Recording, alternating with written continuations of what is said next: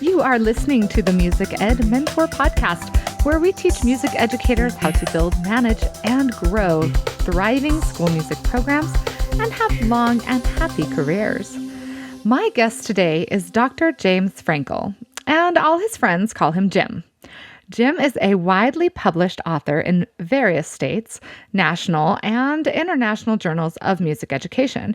He's the author of The Teacher's Guide to Music, Media, and Copyright Law, co-author of YouTube in Music Education, contributing author for Critical Issues in Music Education, and co-author of Making Music with GarageBand and Mixcraft.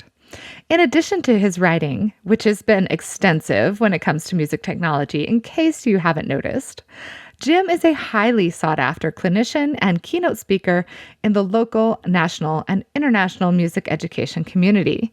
He's on the board of directors for NJMEA, TIME, that's Time to You and Me, and is the past president of ATMI.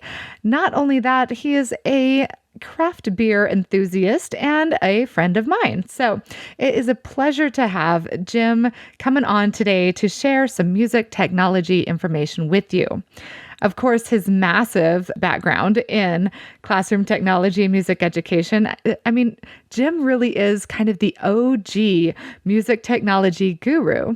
So I thought it'd be great to have him come on and talk about the ways music technology can be super useful in your classroom, not just for you, but for your students too. This isn't about using music technology just for the sake of using music technology, but really more about the practical use, whether it's for instruction, getting your students excited to learn music, or for efficiency, or even for your own education. We're talking about technology tools that you can't live without and that are also easy to implement. If you've ever wondered if there are technological solutions out there that you might be missing that could help your job be easier and get your students excited and turn them into better learners, then this is the episode for you. We cover all kinds of different options that are out there, as well as the easiest things to implement and get started without a whole lot of background training and setup required. We come to help you discover what they are in this discussion with me and Jim. But first, you've heard me talk about smart music before, which is an amazing technology tool, and how it can help you streamline your teaching and your grading. And it really can. Not only can it help you come up with fast and creative solutions for teaching specific techniques, but it can also be used for classroom assessments. Imagine not having to take classroom time to listen to scale after scale after scale, but rather have your students use smart music. They can upload it already done and completed for assessment, and even learn how to practice more effectively using smart music too. So discover all the ways that music teachers like you are using smart music in their classroom.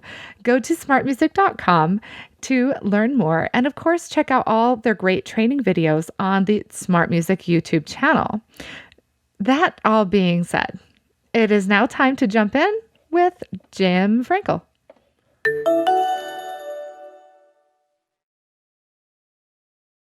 I'm a tuba player and a frustrated rock keyboard player who decided to go into music education. And I taught for 15 years in the New Jersey public schools.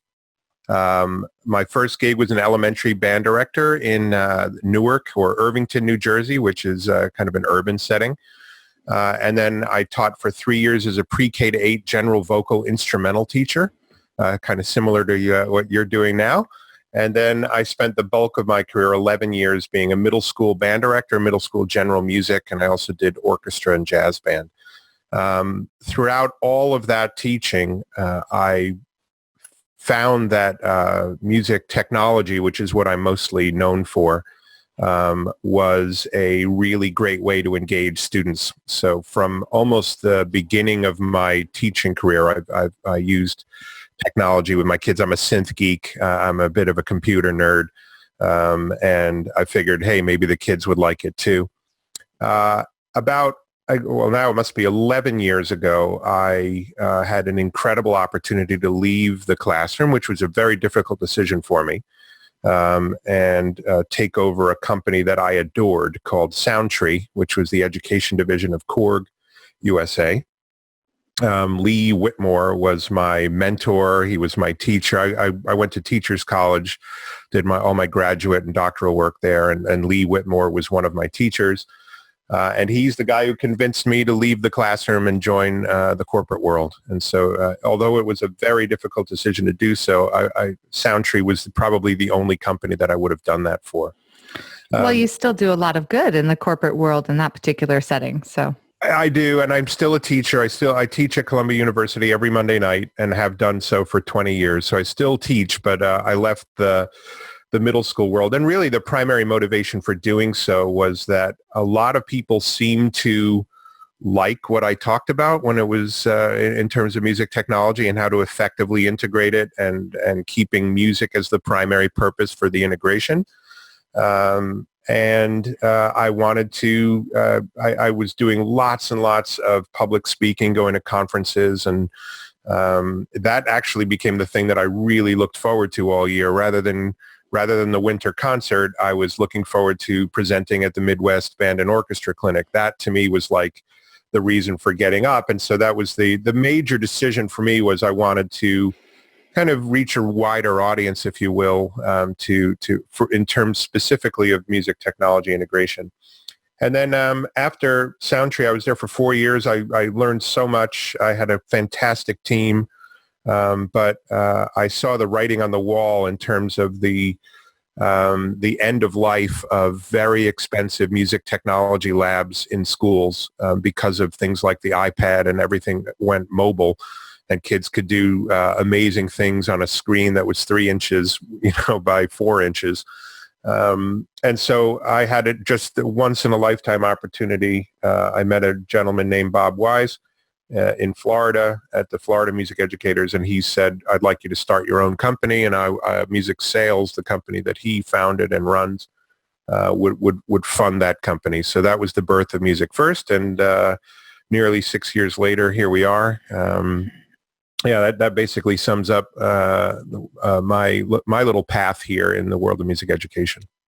Nice. And you've also had a podcast. You've written a ton of materials, including books and blog posts and magazine articles. So you're fairly prolific, I'd say, too. Yeah, I appreciate that very much. I was very active blogging back in the mid 2000s, up until I went to the corporate world, blogging every single day about music tech. I've had the pleasure of writing a number of different books on copyright, YouTube, GarageBand, those kind of things.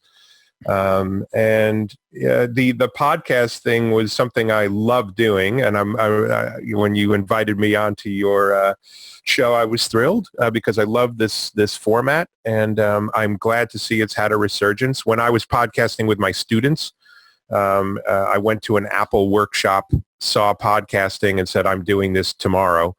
And I think this is a great format. I certainly listen to lots of podcasts myself, so happy to be back on this kind of format.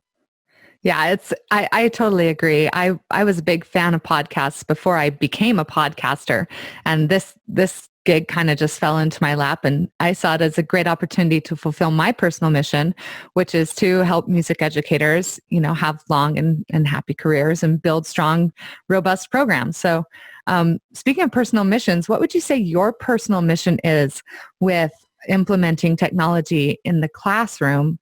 And then follow-up question, do you see music technology as a tool for teachers as the primary reason why we should get involved?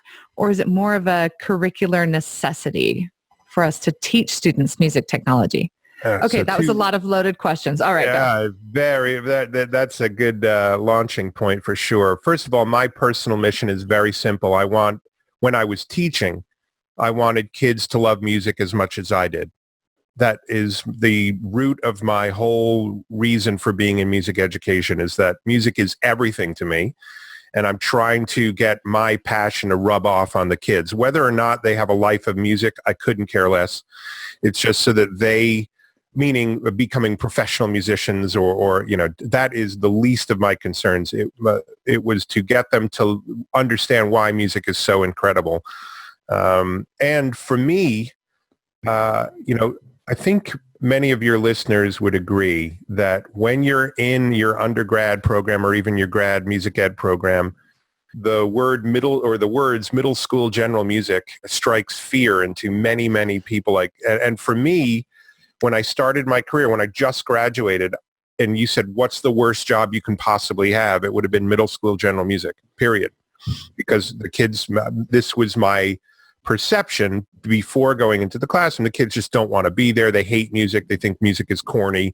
They like their own music. And they're going to sit there with their arms folded saying, teach me.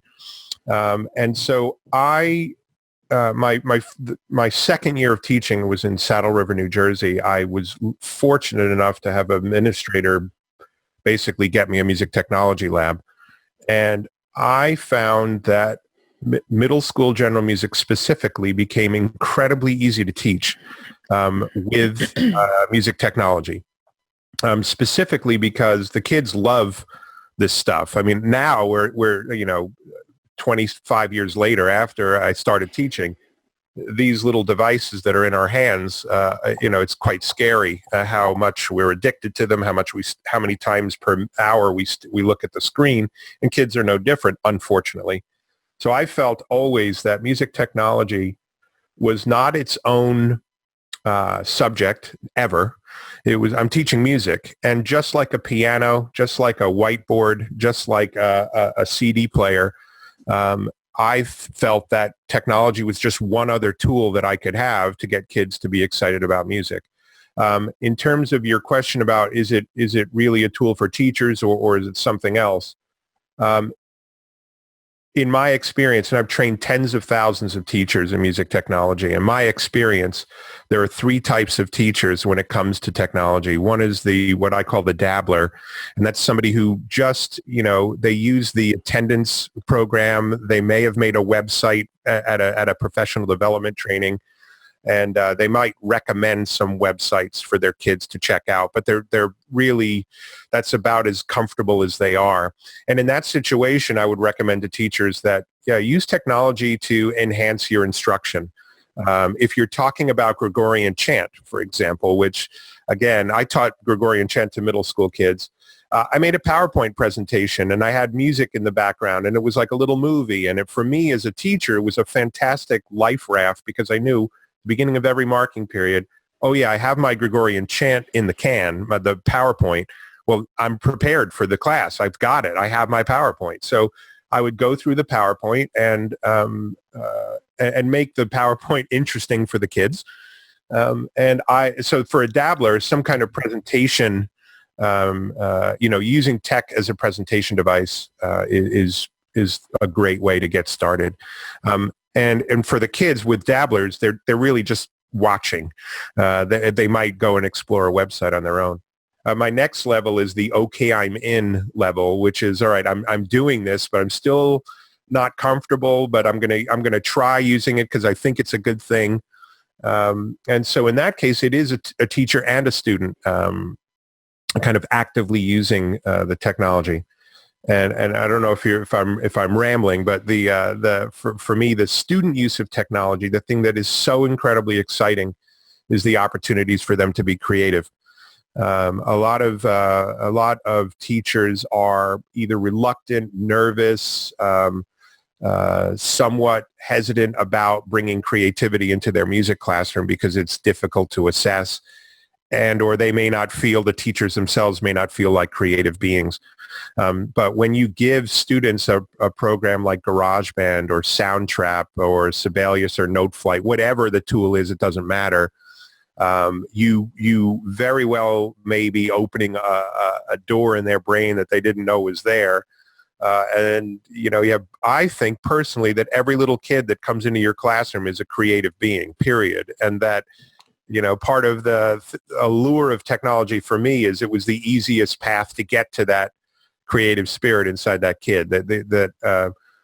When I was teaching with GarageBand back in the early 2004, 2005, when the kids would open it up for the first time, they would they would open it up and then they would look at me like with the surprised look, going, oh my God, this is the coolest thing ever. Thank you.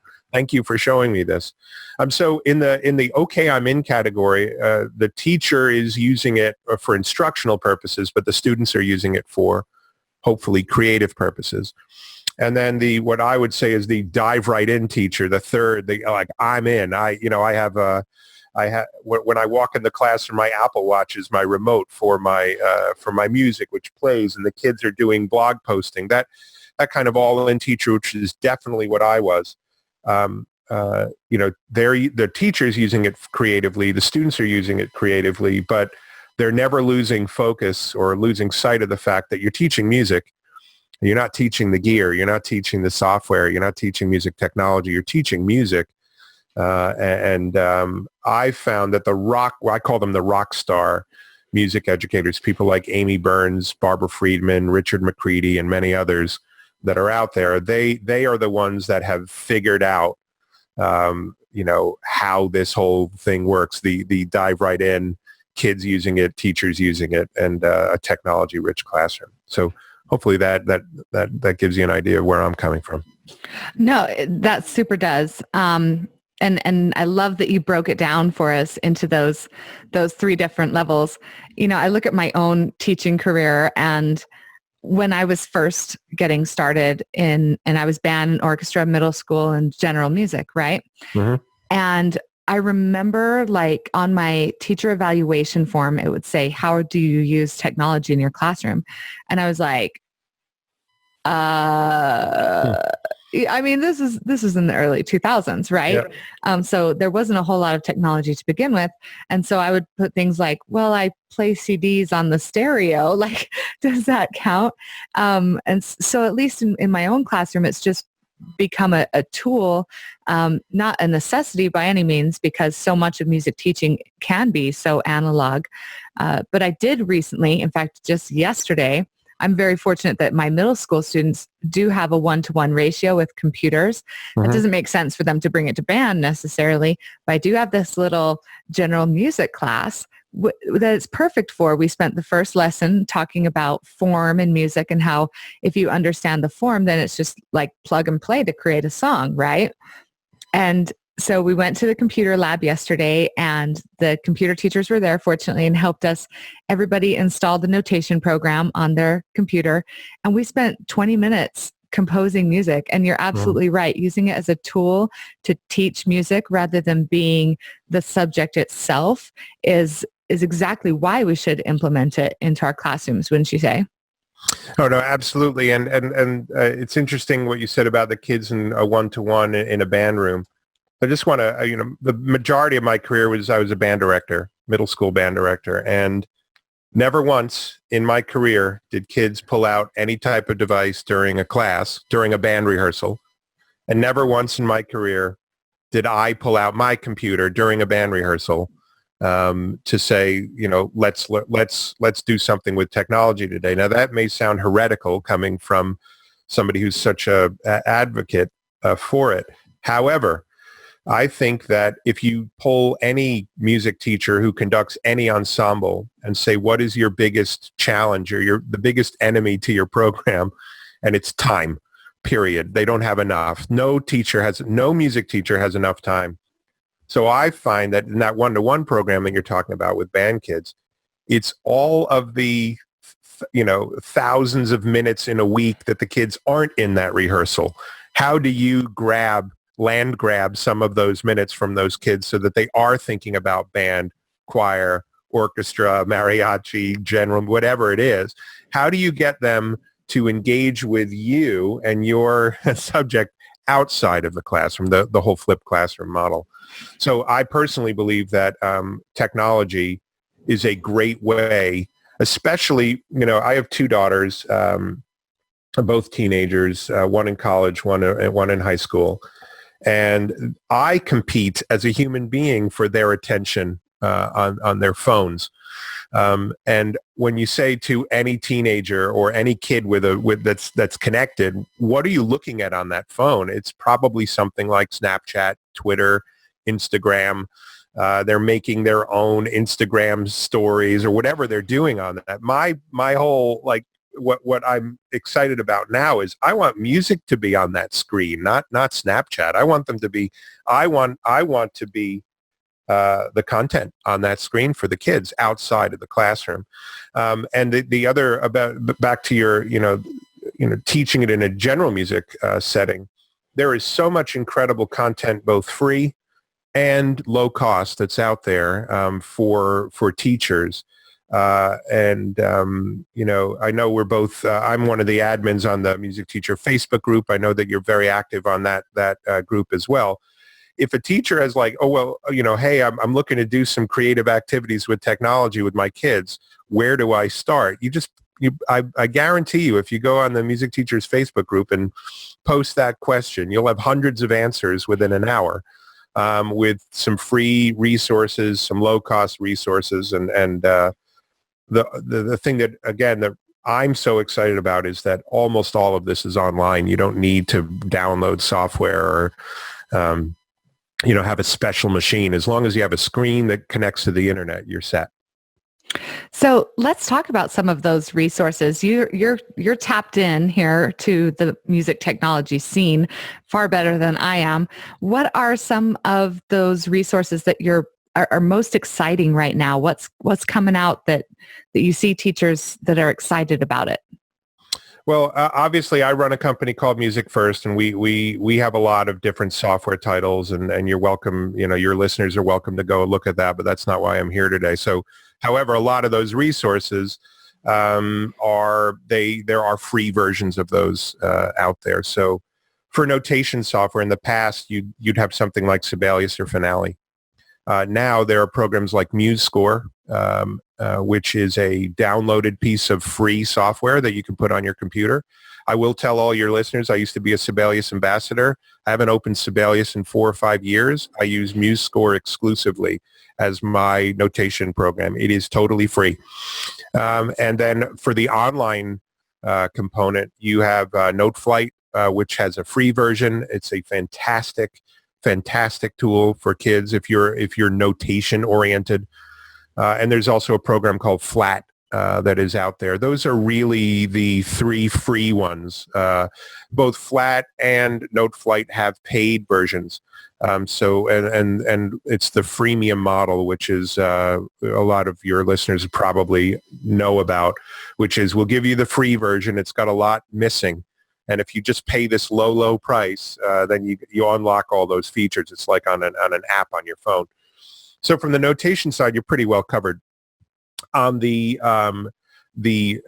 music production side, like the GarageBand, a lot of GarageBand up until not too long ago was my favorite piece of software ever created. And you're like, oh, it's free. Well, it isn't free. You have to buy a very expensive machine to run it. But it is an amazing program. And if you're fortunate enough in your school to have Apple computers, then you've got a free piece of software. But if you're like most and you don't have, beautiful, shiny, expensive laptops at your disposal in your classroom, there are 2 fantastic options, actually 3. One is called Soundation, which has a free version. It's like online GarageBand. And the other, which is very popular, is Soundtrap, a newer, more, perhaps many say a more user-friendly interface. Soundtrap has a free version as well. And there's a brand new version on the scene called BandLab, which is free.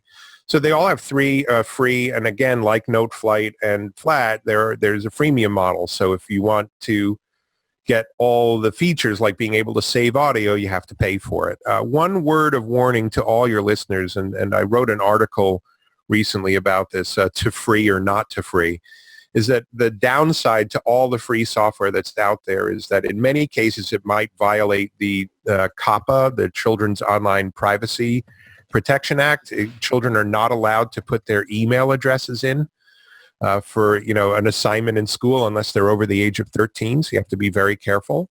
And on a lot of these free software programs, there are forums where all kinds of colorful language happens. And for example, on one Soundation, the loop names are, I would say, more than colorful. And your kids might be exposed to language that you might not want them. You certainly wouldn't show it at a back to school night and say, look at this loop name. So yeah, again, with all the free programs, nothing's free. And the way that these free programs work is they're getting your data, your email address, so that they can market to you. So aside from those, which is what most music educators grab onto, which is I need a notation program and I need a recording suite. Oh, by the way, on the production side, there is a great piece of software called Audacity that probably everyone's heard of.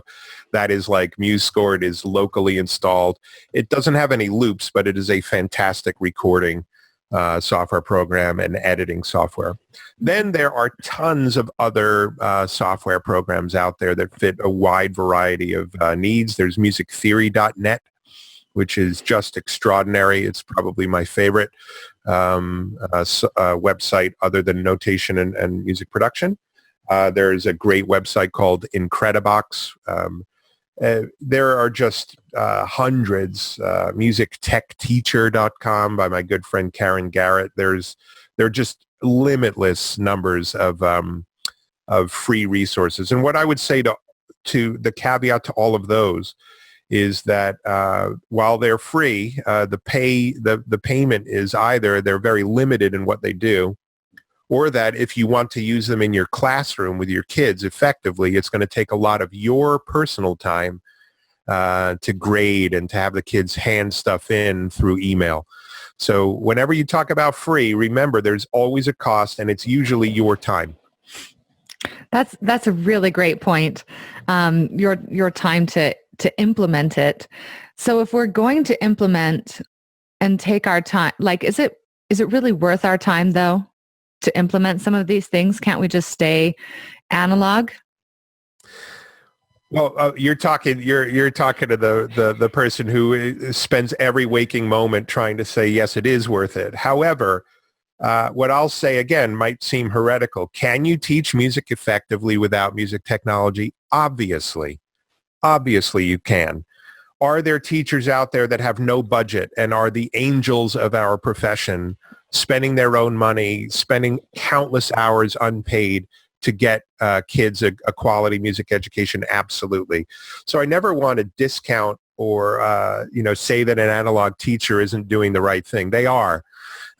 However, I would say that if you talk to any music teacher who is using technology in their teaching, they're probably listing some benefits as well as the things that aren't so great about it.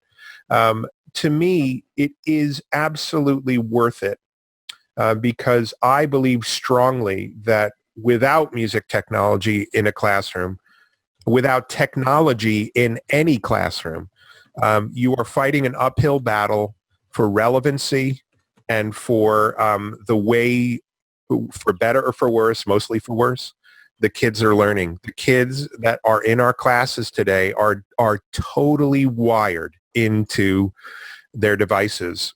And while I am the first proponent of going out on a hike and leaving the phone at home and having phone-free dinners and all that, I believe strongly that of all the subjects in the school, the most exciting moments, the most exciting opportunities, and for any subject is music, period.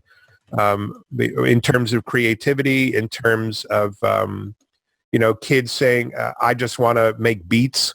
Well, here, check this out. And for most of those kids who have these little sleeping creative geniuses inside of them, it's totally worth the effort, the aggravation. If you turn on a kid in your class and change their lives, it is worth it. Awesome. Well, that's a perfect note to end on, actually. Oh, great. Is there anything else that you'd like to share with music educators to help encourage us to? I love your insight about getting kids, if they're going to be on their devices, you want them to be doing music stuff. Period. Yeah. I mean, yeah, I love that. Yeah, well, I appreciate that. It's my mission now is competing for the screen time. It's different. I don't know when you started teaching. I started teaching in 1993. Actually, I started teaching in 1988, and it's just where we are today, 30 years later, is completely different in terms of the challenges that we face. What I'd like to end on, if I may, is that the most important thing for teachers when it comes to approaching technology and using it in their classroom is to remember two things. The first is start off slow. Do not go, well, my principal said I need to use music tech, so every single class I have technology in every lesson, because you will quickly burn out. You'll get very frustrated. You'll be spending so much time. You'll say, why did I listen to Jim? This is awful. I hate this. If you start off slowly and say, all right, this week I'm going to, in one lesson, I'm going to use one website and see how it goes. And trickle in your integration very slowly so that you feel comfortable. There are going to be websites that'll get the kids super excited, and there'll be others that are total duds, just like lesson plans. There are some lesson plans that knock it out of the park, and some you say, well, I got to go home and tweak that one. The same is with technology integration. Start slowly, trickle it in. Say in fourth grade, what I used to do, like this time of year is really great. And I hope just a couple more minutes. This time of year, I'd always be sitting there right before the start of the school year saying, what am I going to do different this year? What exciting new thing am I going to bring to my teaching? And I'd say, this year I'm going to have the kids write, they're going to do songwriting in my 7th grade class. Think of something like that. Hey, this year with my 6th graders, I'm going to try a month-long unit on songwriting. See how it goes. Don't say every single class. Hopefully that point's made. The other point made is get training. A lot of school districts spend a lot of money on tech in terms of hardware and software. They spend zero money on technology. Podcasts like yours, podcasts like the other folks that are out there, Katie Wardrobe does a great music tech podcast. There are so many free resources. Time, the Technology Institute for Music Educators, NAFME's professional development website. There are so many resources on how to use technology. The Music Teachers Facebook group. If you don't get trained, you won't feel comfortable. If you don't feel comfortable, you won't use it effectively. And if you don't use it effectively, you'll think that music technology doesn't belong in the classroom. So start slow, trickle it in. Think of a couple of things you might do. And lastly, please, please, please ask questions, get training, and listen to podcasts like yours on varieties of subjects. But there's great things out there for music tech. Amazing. Thank you, Jim. You're so welcome. It's really, really a wonderful experience to speak with you, and I hope your listeners get something out of this. Good. I'm sure that they will, and we should consider having you on again. You're a joy to listen to. Thank you. I really appreciate it. That's very kind of you. Awesome. Well, I got to get a little kid off to school, actually to middle school band. So fun fact, my 2 kids, well, I have 3 kids, but one in middle school, one in high school, one in elementary, right? Oh, wow. All right. And so we're at 4 different schools because they don't go to the school where I teach. Which is unfortunate. My husband seems to keep us all together. We're running in so many different directions. But my own kids do music at home. Like that's the number one thing that they do. My daughter is listening to her marching band music, and she's exploring different jazz artists on Spotify. Like you look at her Spotify playlists, they're all like jazz and marching band and and then my son is watching 4-mallet marimba stuff and then copying it and writing his own stuff. And, they're on MuseScore composing their own ensembles. It's just, it's crazy. Once you tap into they have this inherent desire and connection with technology that those of us who grew up without it just don't. Yep. Right. Absolutely. And even in my band class, I have a projector, and I've been projecting just an online tuner on the wall. And that's how we've been tuning, which is something the previous band teacher never really did. And so every day we're going down the row and they can see and hear each other tune. And I'm just using the technology I have. I'm not, I can't afford to to get little clip-on tuners for everybody, although that would be desirable.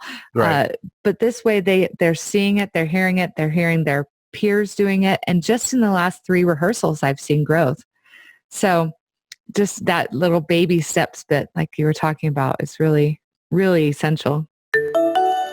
I sure hope you enjoyed gleaning some wonderful information from Jim today, and that you are feeling more encouraged to implement some classroom technology to streamline your teaching and encourage your students' learning.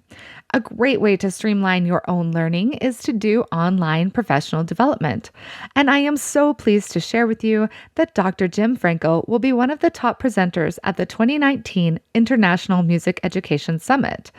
Of course, all of the presentations that are part of the Music Ed Summit are presented first to you live, so you get to interact with those who are attending the sessions as well as those presenting the sessions. And because of technology being what it is, you don't have to miss a thing. You get to be provided access to recorded sessions, and you have up to a year to view them as well. You can learn more about the International Music Education Summit at musicedsummit.org. I also have created a free download for you, a list of free music technology resources that you can use to start implementing today. And I've really tried to put emphasis on the music tech tools you can give to students to get them more excited to create music at home. I've used some of these as sub-lesson plans in my classroom.